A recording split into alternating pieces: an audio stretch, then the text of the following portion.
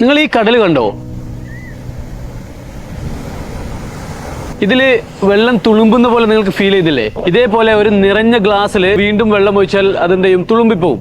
എന്നതുപോലെയാണ് നമ്മുടെ മനസ്സ് ഓൾറെഡി ഒരുപാട് കാര്യങ്ങളായി ഫിൽ ചെയ്ത് കഴിഞ്ഞാൽ നമുക്ക് പുതിയതായിട്ടൊന്നും ആ മനസ്സിലേക്ക് ഇടാൻ പറ്റില്ല. സോ എന്നും ഈ ഫ്യൂച്ചറിനെ കുറിച്ച് അല്ലെങ്കിൽ നല്ലൊരു കരിയറിനെ കുറിച്ച് നല്ലൊരു ഗോളിനെ കുറിച്ച് ആലോചിക്കുന്ന കുട്ടികളോട് ഞാൻ സ്ഥിരമായിട്ട് പറയുന്ന കാര്യമാണ്, നിങ്ങളുടെ മനസ്സിൽ നിന്ന് വേണ്ടാത്ത കുറച്ച് കാര്യങ്ങൾ ഒഴിച്ചു നിർത്ത്. അങ്ങനെയാണെന്നെങ്കിൽ എന്ത് ചെയ്യും? അതിൽ കുറച്ച് സ്പേസ് ഉണ്ടാവും, നമ്മുടെ മനസ്സിൽ സ്പേസ് ഉണ്ടാവും. ഈ സ്പേസിലേക്ക് നമുക്ക് എന്ത് ചെയ്യാൻ പറ്റും?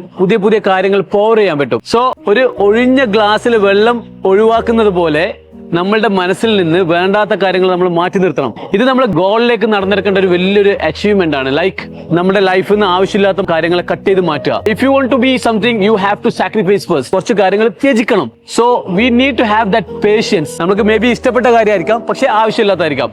അങ്ങനെയുള്ള കാര്യങ്ങൾ നമ്മുടെ മനസ്സിൽ നിന്ന് നമ്മുടെ ജീവിതത്തിൽ നിന്ന് കുറച്ച് നാളത്തേക്കെങ്കിലും മാറ്റി നിർത്തുക. ആ ഒരു ക്ഷമ, ഇറ്റ് മീൻസ് എ ലോട്ട്.